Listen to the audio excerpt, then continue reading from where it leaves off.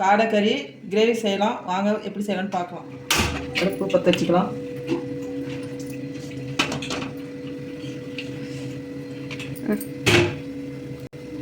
Oil ஊற்றிக்கலாம்.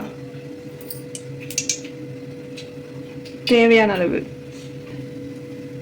கறி மசாலா பட்டை, வெங்காயம் நல்லா பொன்னரமாக இதை வதக்கி வச்சுக்கலாம்.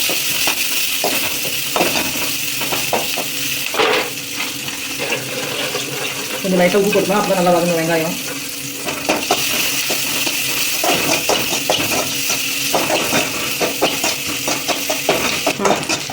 நல்லா வெங்காயம் வதங்கியாச்சு. இப்போ இஞ்சி பூண்டு பேஸ்ட்டு போடலாம். இப்போ தக்காளி போடலாம். இது 2 நிமிஷம் வதக்கி நல்லா வதக்கிடலாங்க. தக்காளி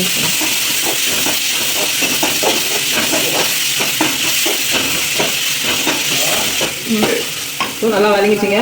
இப்போ கறி போடலாம்.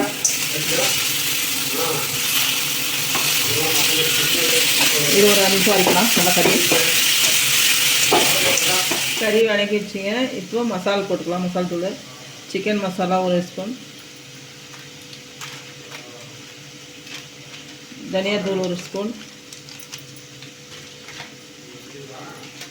மிளகாய்த்தூள் 1/2 ஸ்பூன்,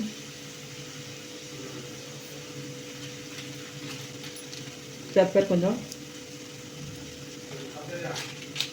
மஞ்சள் பொடி கொஞ்சம், ஏற்கனவே உப்பு கொஞ்சம் போட்டுருக்கேன். இப்போ கொஞ்சம் போட்டுருவாங்க. தேவைப்படுற அளவு போட்டுருவாங்க உப்பு. இப்போ நல்லா கிண்டிக்கலாங்க.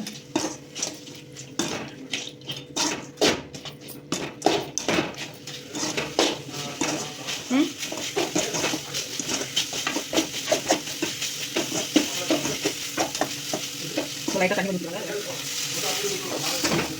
ஒரு 5 நிமிஷம் கழிச்சு பார்க்கலாம். ஒரு 5 நிமிஷம் வேடுங்க. அதுக்கப்புறம் எப்படி கிரேவி பார்க்கலாம். எப்படி இருந்து இப்போ கொத்தமல்லி தழை போட்டுக்கலாம். வீட்டில் ட்ரை பண்ணி பாருங்க.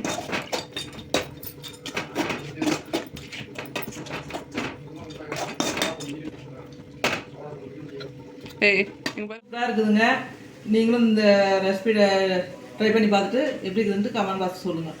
பாய் பாய்.